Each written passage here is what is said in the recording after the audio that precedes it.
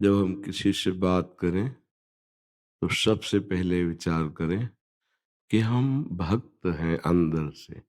हम भगवान के मार्ग के पथिक हैं। हमको अपने मार्ग के विरुद्ध संभाषण नहीं करना।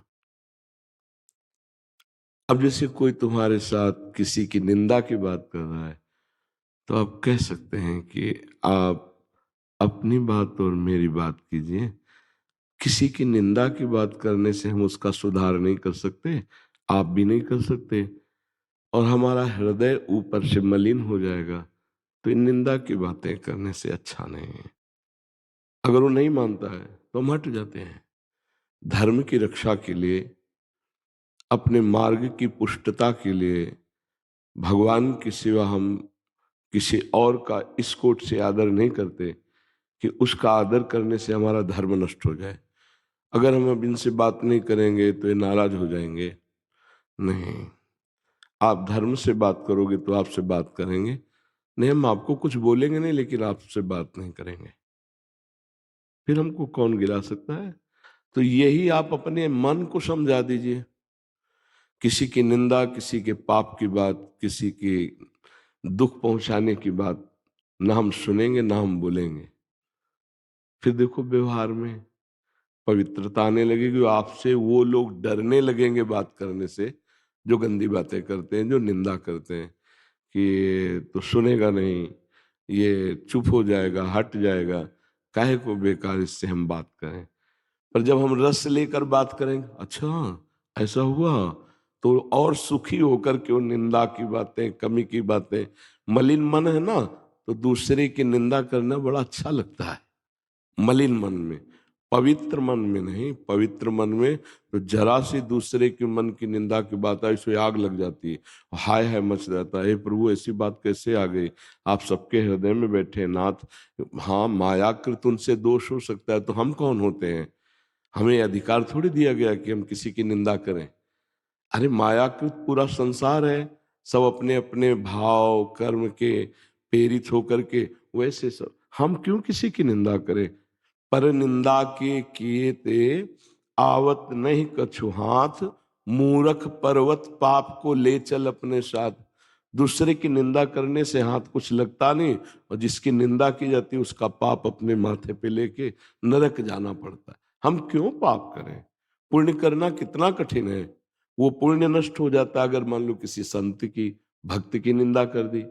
बोले भक्तन निंदा अति बुरी भूल करे जिन कोय, किए सुकृत बहुजन्म के छिन में डारे खोए। बहुजन्म के पुण्य एक क्षण में नष्ट हो गए।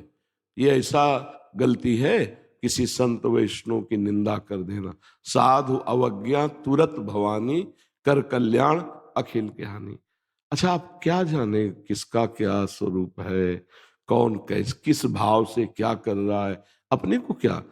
तेरे भावे जो करे भलो बुरो संसार, नारायण तू बैठ के अपनो भवन भुआ। हमको अपना ठीक करना है। जब कोई निंदा करने लगे तो राधा राधा राधा हट जाओ। जब तुम्हें गुस्सा आवे किसी की निंदा करने की तो मौन हो जाओ। अब नहीं बोलेंगे जब तक मन नहीं शांत हो जाएगा, नहीं बोलेंगे। ऐसे बचा जाता है। फिर एक स्थिति आ जाती है जिसमें ये सब बातें होती नहीं। पर जब तक ये बातें हैं तब तक मौन हो जाओ। जहां कोई निंदा करने लगे तो सुनो नहीं, राधा राधा राधा राधा राधा राधा चल दिया। अब वो क्या बोलेगा? उसका आदर न करो, उसकी बातें न सुनो। प्राय संसार के लोग जब चार लोग बैठेंगे तो भगवत चर्चा तो करेंगे नहीं, इतना सौभाग्य कहाँ है।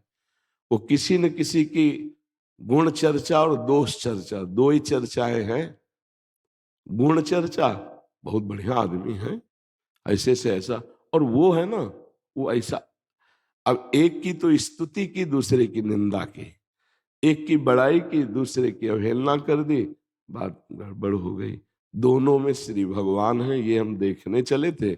एक की बड़ाई कर दी, एक की निंदा कर दी, हमारा मन मलिन हो गया। तात सुनो मायाकृत गुण और दोष अनेक, गुण या उभय न देखी देखी स्व विवेक। हे भाई, माया के द्वारा गुण और दोष अनेक रचे गए हैं। सुंदर गुण यही है कि ना हम किसी की स्तुति करते हैं ना किसी की निंदा करते हैं। भगवान ने उसको बुद्धि दी, वो ऐसे कर्म कर रहा है, उसकी क्षमता उतनी, वो ऐसे कर रहा है। पर है भगवान के ही सब जन, हम ये देखते हैं। तो हमें लगता है ऐसे बचा जा सकता है, अन्यथा तो फिर व्यवहार बहुत कठिन है। सब भगत ही मिले ऐसा कहाँ सौभाग्य है। हाँ, 1000 पुरुष में कोई एक होगा जो तुम्हें भक्ति की बात समझाए या समझ ले, नहीं तो संसारिक ही मिलेंगे। तो अपने को बचाना, उनको उपदेश नहीं देना है।